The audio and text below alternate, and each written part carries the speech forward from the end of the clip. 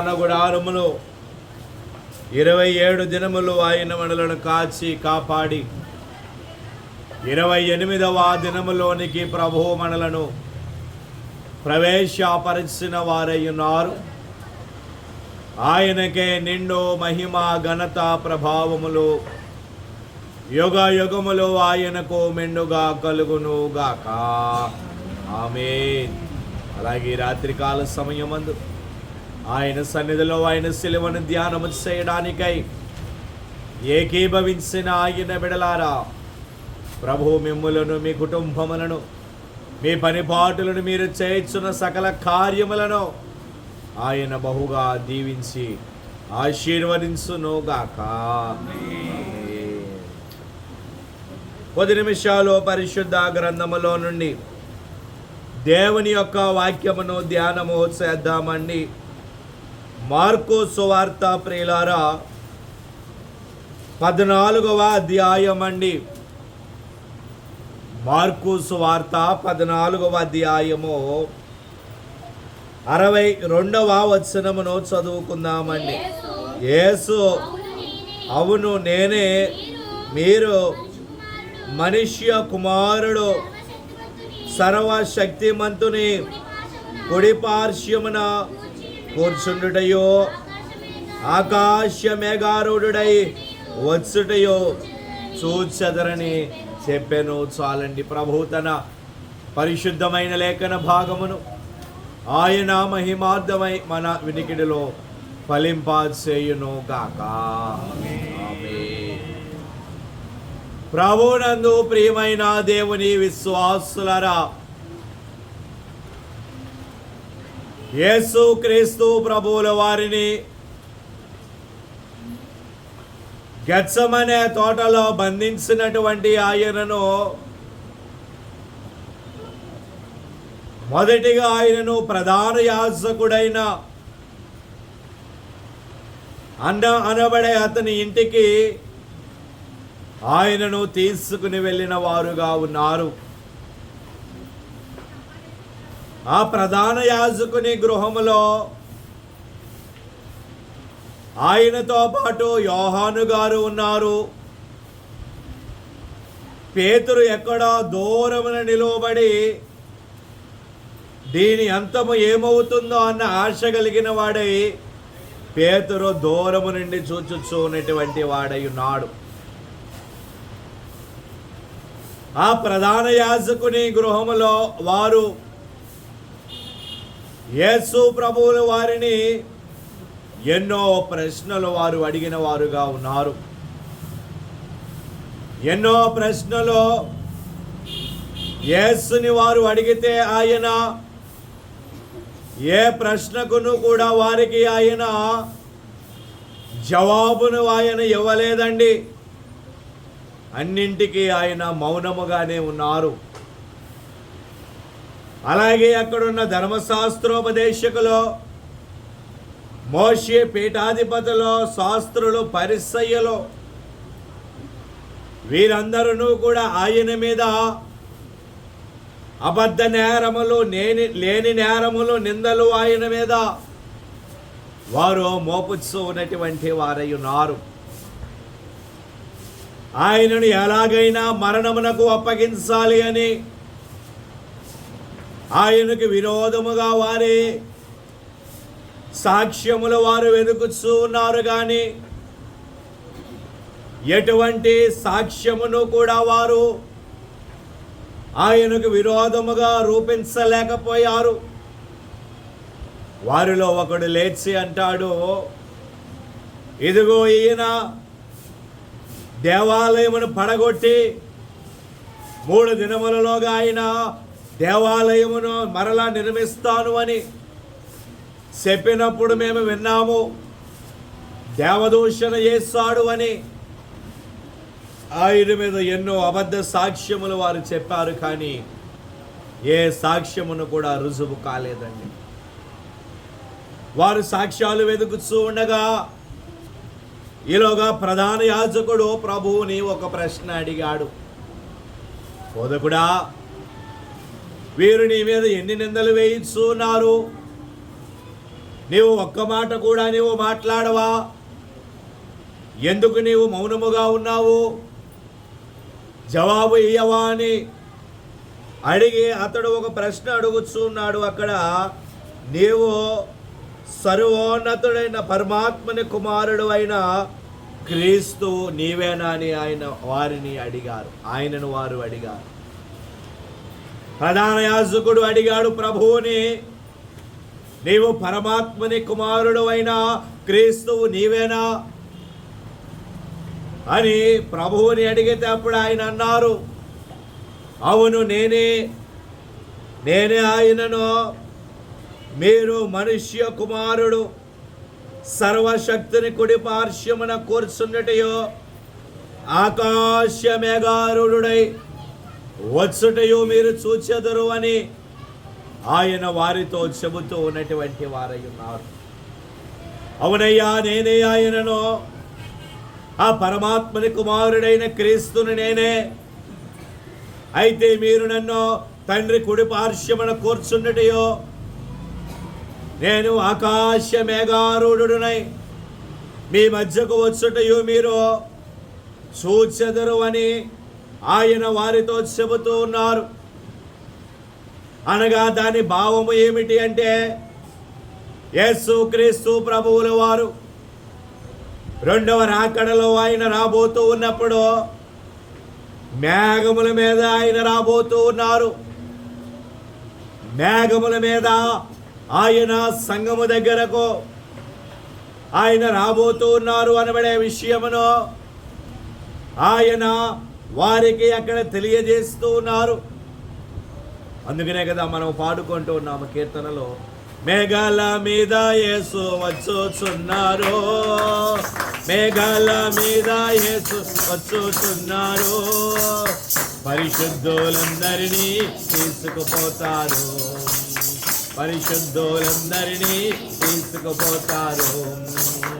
లోకమంతా శ్రమకాలం, లోకమంతా శ్రమకాలం, విడువబడుట బహుఘోరం, విడువబడుట బహుఘోరం.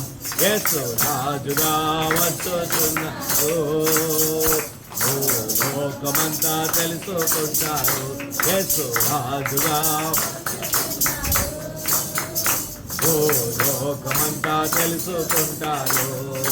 రవి కోటి తేజుడు రమ్యమైన, రవి కోటి తేజుడు రమ్యమైన దేవుడు రారాజుగా వచ్చుచున్నారు.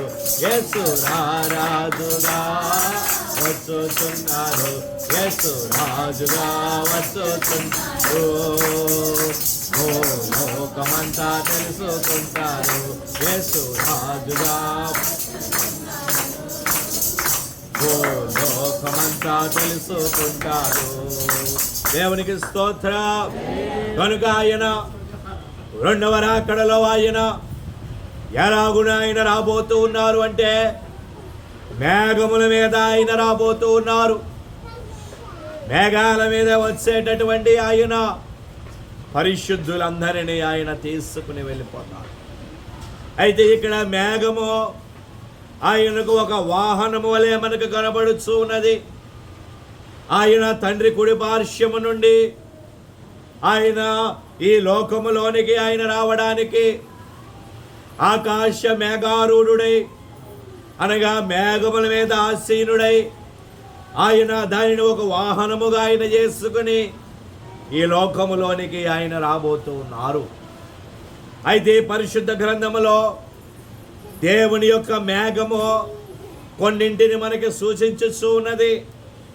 ఆయనకు వాహనముగా ఉన్నటువంటి ఆ మేఘము కొన్నింటిని మనకు కనుపరుచుతూ ఉన్నది, కొన్నింటికి ఆ మేఘము సూచనగా ఉన్నది.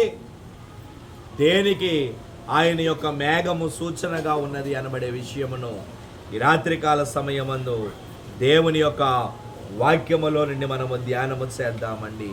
లేవియా కాండమండి 16వ అధ్యాయము. ప్రియులారా, లేవియా కాండము 16వ అధ్యాయము 13వ వచనాన్ని చదువుకుందామండి. ఆ ధూపము మేఘము వలె శాసనముల మీదనున్న కరుణాపీఠమును కమ్ముటకు యెహోవా సన్నిధిని ఆ అగ్ని మీద ఆ ధూపద్రవ్యమును వేయవలెను. చాలండి. చదువుబడిన లేఖన భాగములో యేసుక్రీస్తు ప్రభువుల వారు మోషేతో ఆయన మాట్లాడుచూ ఉన్నారు. ఇశ్రాయేలు ప్రజలు అరణ్య ప్రయాణములో వారు ఉన్నారండి. అరణ్య ప్రయాణములో వారు ఉండగా అహరోను యొక్క కుమారులు ఇరువురు కూడా వారు దేవుని మందిరములో సమీపించకూడని స్థలమునకు వారు వెళ్ళి ఇరువురు కూడా దేవుని యొక్క ఉగ్రతకు గురయ్యి వారు అక్కడ మరణించిన వారుగా ఉన్నారు. అప్పుడు ప్రభువు మోషేతో మాట్లాడుచున్నారు. మోషే, అహరోను యొక్క ఇరువురు కుమారులు వారు మరణించినట్లుగా అహరోను యెహోవా సన్నిధిని అతడు సమీపించకూడదు. అతడు వచ్చినప్పుడు ఫలానా విధమైన వస్త్రములు ధరించుకోవాలి అని దేవుడు మోషేకు తెలియజేస్తూ అక్కడ ఆయన అంటూ ఉన్నటువంటి మాట ఏమిటి అంటే, అతడు పాప పరిహారార్థ బలిని అతడు అర్పించాలి. ఒక కోడె దూడను అతడు తీసుకుని వచ్చి యెహోవా సన్నిధికి అతడు దానిని తీసుకుని వచ్చి దేవునికి అతడు నైవేద్యముగా దానిని అర్పించాలి. దేవునికి అతడు నైవేద్యముగా ఆ ధూపమును అతడు యెహోవా బలిపీఠము దగ్గర, దేవుని సన్నిధి దగ్గర ఆ బలిపీఠమును అతడు అర్పించినప్పుడు అక్కడ జరిగే కార్యము ఏమిటి అంటే, మనము చదువుకున్నాము. ఆ ధూపము మేఘము వలె శాసనముల మీద ఉన్న కరుణాపీఠమును కమ్మును. ఎప్పుడైతే ఆయన ఆ ధూపార్తిని అక్కడ వేస్తాడో, ఆ ధూపమును యెహోవా సన్నిధిన అహరోను అర్పిస్తాడో, ఆ ధూపము ఏమవుతుంది అంటే అది మేఘము వలె కరుణాపీఠములను కమ్ముకుంటుంది. అప్పుడు నేను దానిని ఆగ్రానించి ఇశ్రాయేలీల మీదకు, ఆ ప్రజల మీదకు వచ్చినటువంటి తెగులును నేను మానివేయుదును అని ఆయన అంటున్నారు. ఆనాటి కాలములో, పాత నిబంధన కాలములో అలాగూ ధూపార్తులు ఉండేవి, నైవేద్యములు అనబడేవి ఉండేవి. ప్రజలైనటువంటి వారు చేసిన పాపమునకు పాప పరిహారార్థ బలిలో, ప్రాయశ్చిత్తార్థ బలిలో వారు దేవుని దగ్గర వారు అర్పించడి వారు. అప్పుడు దేవుడు వాటిని ఆగ్రానించి వారి యొక్క పాపము నుండి వారికి విముక్తిని ఆయన దయచేసడి వారు. అయితే దేవుడు మరణించి ఆయన పునరుత్థానుడై తిరిగి లేచిన తరువాత దేవాలయము రెండుగా చేల్చబడినది. దేవుడు ధర్మశాస్త్రాన్ని కొట్టివేశారు గనుక బలులు, నైవేద్యములు అనబడేవి ఆపివేయబడ్డాయి. అయితే ఈనాడు మనము దేవుని సన్నిధిలో మనము అర్పించవలసినటువంటి ధూపార్తి ఏమిటి అంటే, మన యొక్క ప్రార్థననే మనము ఆయనకు ధూపముగా అర్పించవలసిన వారముగా ఉన్నాము. దేవునికి స్తోత్రం. మనము దేవుని సన్నిధిలో చేసే ప్రార్థనయే ఆయనకు ధూపము వలె మనము అర్పించాలి. కనుక మొదటిగా దేవుని యొక్క మేఘము దేనికి సూచనగా ఉన్నది అంటే ప్రార్థనకు సూచనగా ఉన్నటువంటిదై ఉన్నది. ఆయన యొక్క ప్రార్థనకు ఆ మేఘము సూచనగా ఉన్నది. ఆయన బిడలముగా ఉన్నటువంటి మనము దేవుని సన్నిధిలో మోకాళ్ళు ఉండాలి, మోకరించి మనము సన్నిధి చేయాలి, ప్రార్థన చేయాలి. అప్పుడే మనం చేసేటటువంటి ప్రార్థన ధూపార్తి వలె ఆయన సన్నిధికి చేరుతుంది. మేఘము వలె కరుణాపీఠములను ఆనాడు వారు అర్పించే ధూపము ఎలాగైతే కమ్ముకున్నదో, అలాగూ మనము దేవుని సన్నిధిలో అర్పించి ప్రార్థన అనబడే ధూపము అది దేవుని సన్నిధిలో మేఘము వలె అది ఆవహించి ఆయన పాదముల చెంతకు చేరి మన ప్రార్థనకు జవాబు తీసుకొచ్చేదిగా ఉన్నది. కనుక మనము ప్రార్థన అనబడేది బలముగా చేయాలి. ఏదో నామకార్థముగా దేవుని సన్నిధిలో మోకరించుట కాదు. నామకార్థముగా ఏదో చేసుకోవాలి కాబట్టి బ్రొక్కుబడి ప్రార్థన కాదండి. మనము చేయవలసినది బలమైనటువంటి ప్రార్థనలు మనము దేవుని దగ్గర చేయాలి. బలముగా ప్రార్థనలు మనము చేసినప్పుడు దేవుడు మన యొక్క ప్రార్థనను ఆయన దోపార్తి వలె ఆయన అంగీకరించు వారిగా ఉన్నారు. అందుకే మనము పాటలు కీర్తనలో మనం పాడుకుంటూ ఉంటాము. సన్నిధి చేయాలి. సన్నిధి గదిలో చక్కగా మనము మోకరించాలి. మోకరించి మనము దైవశక్తిని మనం పొందుకున్నప్పుడు, ఆనాడు ఇశ్రాయేలీలు వారు నైవేద్యమును అర్పించినప్పుడు ఎలాగునైతే ఆ ధూపము మేఘము వలె అది సన్నిధిని ఆవరించి ఉన్నదో, కరుణ పీఠములను కమ్ముకొని ఉన్నదో, అలాగున మనము చేసేటటువంటి ప్రార్థన దేవుని సన్నిధిలో ధూపము వలె వెళ్ళవలసినదై ఉన్నది. దేవునికి స్తోత్ర. సన్నిధి గదిలో చక్కగా నీవు మోకరించాలి. సన్నిధి గదిలో చక్కగా నీవు మోకరించాలి. మోకరించి నీవు దైవ శక్తిని అందుకోవాలి. మోకరించి నీవు దైవ శక్తిని అందుకోవాలి. చేయాలి దైవ సన్నిధి చేయాలి. సన్నిధి చేస్తే సమస్తమైన మేలులు కలుగును. దైవ సన్నిధి చేస్తే సమస్తమైన కీడులు కలుగును. చేయాలి దైవ సన్నిధి చేయాలి. కనుక సన్నిధి గదిలో చక్కగా మనము మోకరించాలి. మోకరించి మనము దైవశక్తిని అందుకొని ప్రార్థన చేసినప్పుడు దేవుడు మన ప్రార్థనను ఆయన అంగీకరించువారుగా ఉన్నారు. ఇక రెండవదిగా చూసినట్లయితే ఆ మేఘము దేనికి సూచనగా ఉన్నది అంటే నిర్గమాకాండం అండి, 40వ అధ్యాయము. నిర్గమాకాండము 40వ అధ్యాయము 35వ వచనమండి. యెహోవా తేజస్సు మందిరమును నింపెను. ఆ మేఘము మందిరము మీద నిలుచుట చేత మందిరము యెహోవా తేజస్సుతో నిండెను. కనుక మోషే ప్రత్యక్షపు గుడారములోనికి వెళ్ళలేకుండెను. చాలండి. ఇక రెండవదిగా ఇశ్రాయేలు ప్రజలైనటువంటి వారు అరణ్యములో వారు ప్రయాణము చేయుచు ఉన్నారు. వారు అరణ్యములో ప్రయాణము చేయుచు ఉండగా దేవుడు వారి మధ్య నివాసము ఉండడానికి వారికి ఒక స్థలము లేకపోయినది. ఆయన వారి మధ్య ఉండడానికి ఆయన ఒప్పుకోలేదండి.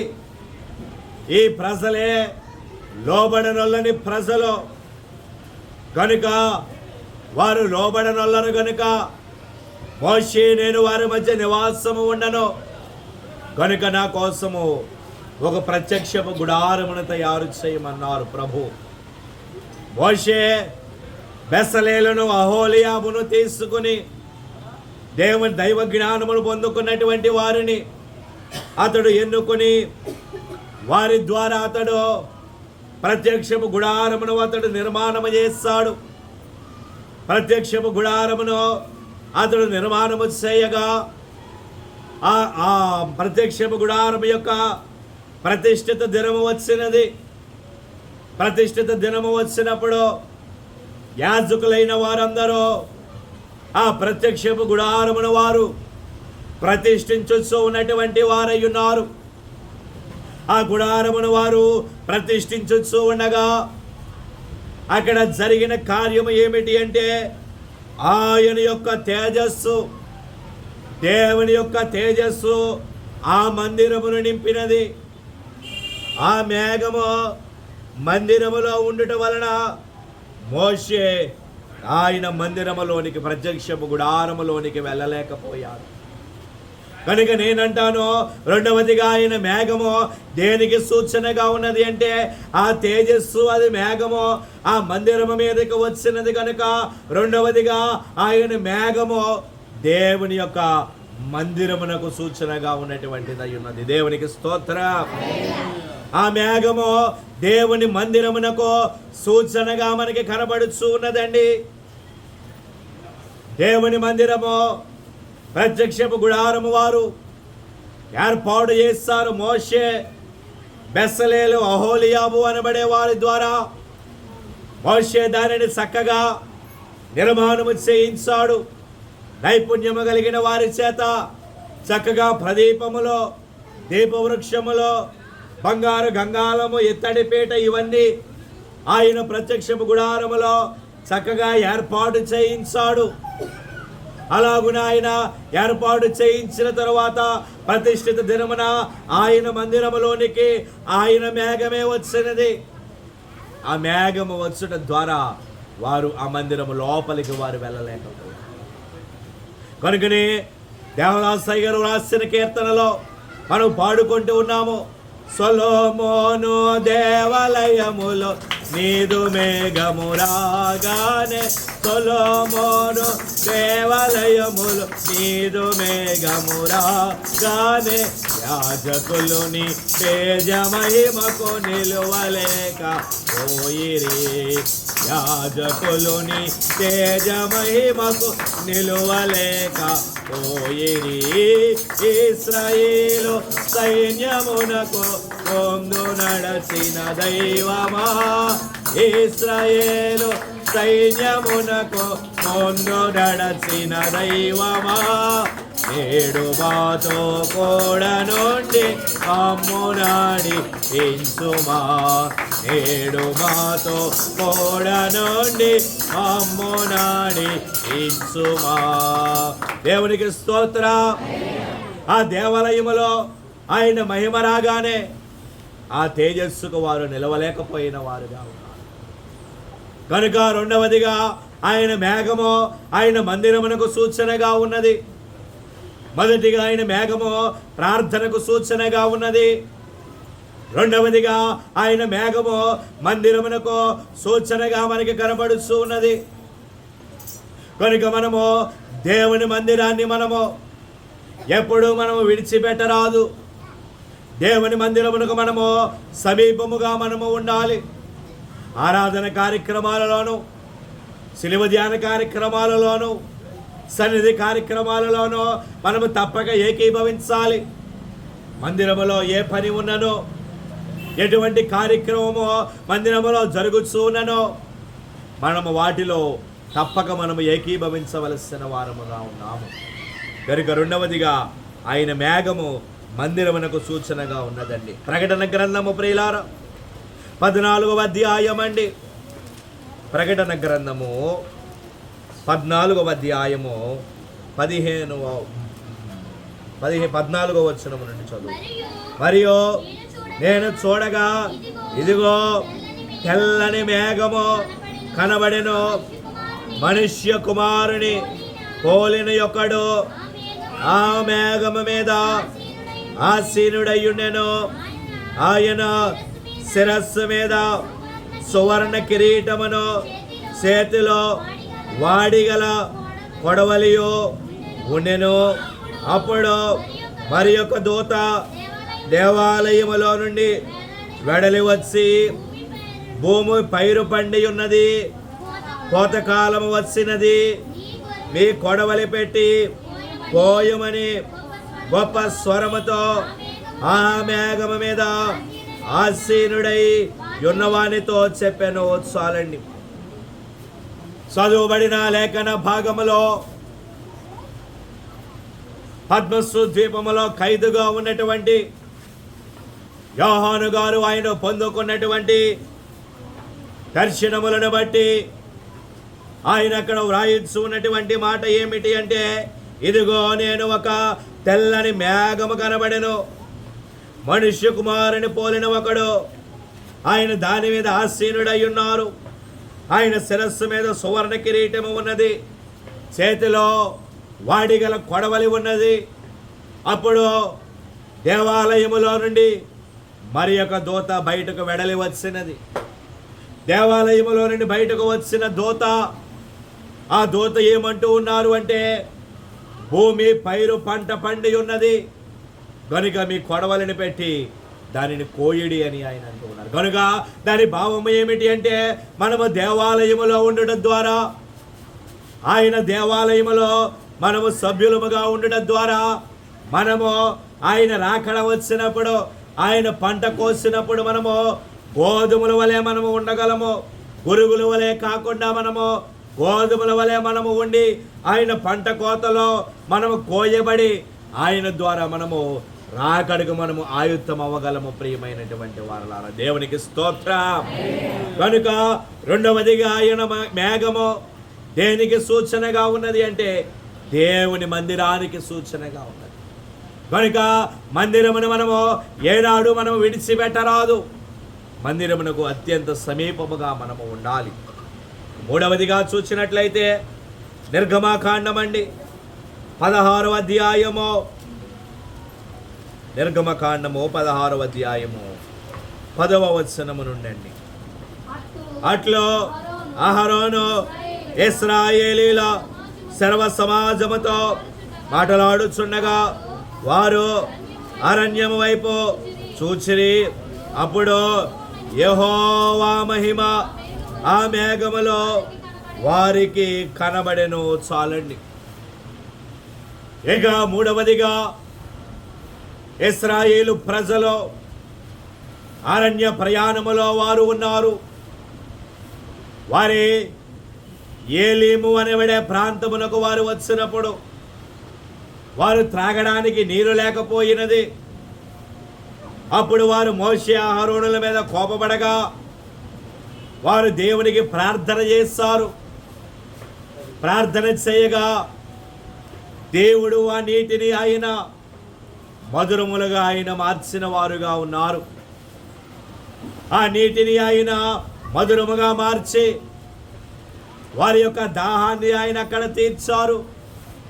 వారు ఏలీము అనబడే ప్రాంతము నుండి వారు రెఫీదీము అనబడే పట్టణమునకు, సీను అరణ్యమునకు వారు వచ్చిన వారై ఉన్నారు.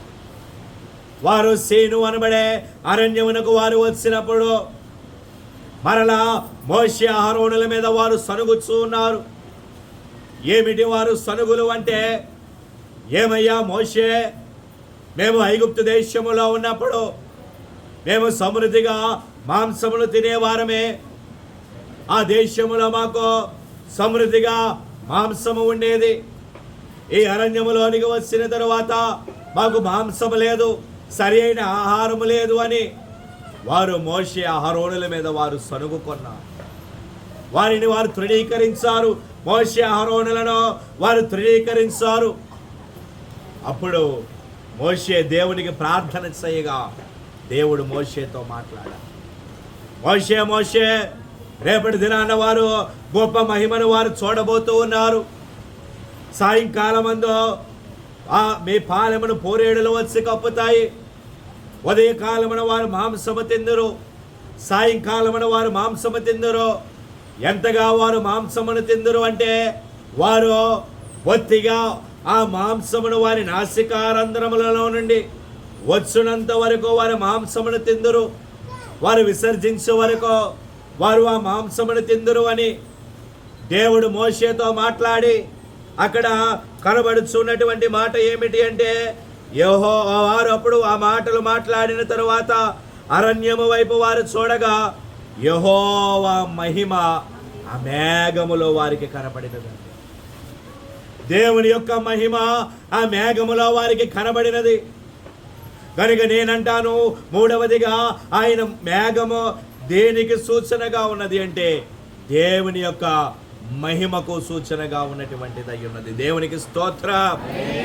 ఎన్నో పర్యాయములు ఆయన ఆ మేఘము ద్వారానే ఆయన మహిమను వారికి కనుపరిచారు. ఇశ్రాయేలు ప్రజలకు ఆకాశము నుండి ఆయన ఆహారమును కురిపించారు. దేవదూతల ఆహారము మన్నాను వారు భుజించారు. 40 సంవత్సరాలు వారి ప్రయాణములో మన్నానే వారు భుజించుచూ వచ్చిరి. కనుక ఆయన యొక్క మేఘము ఆయన యొక్క మహిమకు సూచనగా కనపడుచు. ఈనాడు దేవుని సంఘములో ఉన్నటువంటి మనము ఆయన మహిమను మనము పొందుకోవాలి. ఆయన మహిమ స్వరూపి అయిన దేవుడు. ఆయన మేఘముల మీద ఆయన వచ్చినప్పుడు ఆయన తన మహిమను ఆయన కనపరచుచూ ఉన్నారు. సంగమునకు ఆయన తన మహిమను ఆయన అనుగ్రహించుచూ ఉన్నారు. కనుక దానిని మనము పొందుకోవాలి. తెస్సలోనికైలకు రాసిన మొదటి పత్రిక అండి. తెస్సలోనికైలకు రాసిన మొదటి పత్రిక ప్రియులారా, 4వ అధ్యాయము 16వ వచనం అండి. ఆర్భాటముతోనో ప్రధాన దూత శబ్దముతోనో దేవుని బోరతోనో పరలోకము నుండి ప్రభువు దిగవచ్చును. క్రీస్తునందుండి మృతులైన వారు మొదట లేతురు. ఆ మీదట సజీవులమై నిలిచియుండి మనము వారితో కూడా ఏకముగా ప్రభువును ఎదుర్కొనుటకు ఆకాశ మండలమునకు మేఘముల మీద కొనిపోబడుదము. చాలండి. చదువుబడిన లేఖన భాగములో ఆయన యొక్క రాకడను గురించి పౌలు గారు తెస్సలోనిక సంఘముతో మాట్లాడుచు ఆయన అంటూ ఉన్నారు, ఆర్భాటముతోనూ ప్రధాన దూత శబ్దముతోనూ దేవుని బోరతోనూ ప్రభువు దిగి వచ్చుచూ ఉన్నారు. అప్పుడు క్రీస్తునందుండు మృతులైన వారు మొదట వారు లేతురు. కాగా సజీవులముగా నిలిచియుండు మనము ఆకాశ మండలమునకు మేఘముల మీద మనము కొనిపోబడుదమని ఆయన అంటున్నారు. కనుక ఆయన మహిమ ద్వారా మనము ఆయన యొక్క రాకడకు మనము ఆయుత్తులము కాగలము. ప్రియమైనటువంటి వారలారా, దేవునికి స్తోత్రం. 4వదిగా చూసినట్లయితే ఆదికాండం అండి, 9వ అధ్యాయము ప్రియులారా, ఆదికాండం అండి 9వ అధ్యాయము 14వ వచనం అండి. ఎవరో ఒకరు చదువు.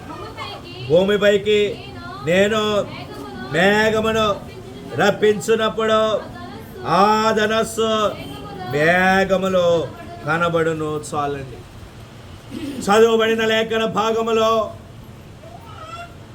దేవుడు భూమిని ఆయన నిర్మాణము చేస్తారు, మానవుని ఆయన నిర్మాణము చేస్తాడు. సమస్త జలరాశులను ఆయన నిర్మాణము చేసిన తరువాత భూమి మీద పాపము ఎక్కువైపోయినది. అప్పుడు భూమి మీద నీతిమంతుడు ఎవరు అని ఆయన చూడగా కేవలం నోవాహు మాత్రమే దేవునికి కనబడ్డాడు. అప్పుడు దేవుడు నోవాహుతో అన్నారు, నోవాహా, మరి కొన్ని దినాలలో భూమి మీదకి 40 పగుళ్ళు 40 రాత్రుల్లో ప్రచండమైన జల ప్రళయం రాబోతూ ఉన్నది. కనుక నీవు ఒక ఓడను నిర్మాణము చేయి, నీవును నీ కుటుంబమును ఓడలోనికి ప్రవేశించండి అన్నారు ప్రభువు. దేవుడు ఎలాగూ చెప్పారో అలాగూ ఓడను నిర్మాణం చేస్తాడు నోవాహు. కడకు ఆయన చెప్పిన విధముగానే 40 పగుళ్ళు 40 రాత్రుల్లో ప్రచండమైన వర్షము కురిసినది భూమి మీద. ఆకాశము తూములు తెరవబడ్డాయి.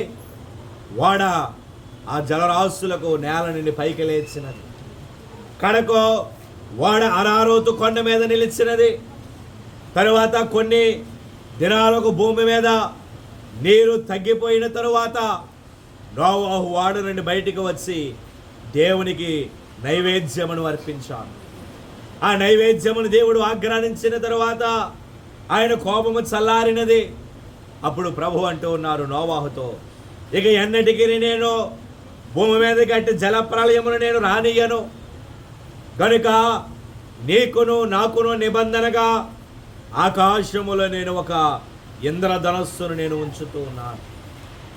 ఆ ధనస్సును ఉంచడం ద్వారా నేను ఆకాశము నుండి వర్షము కురిపించినప్పుడు ఆ ధనస్సును చూసి నేను నా నిబంధనను జ్ఞాపకము చేసుకుంటాను.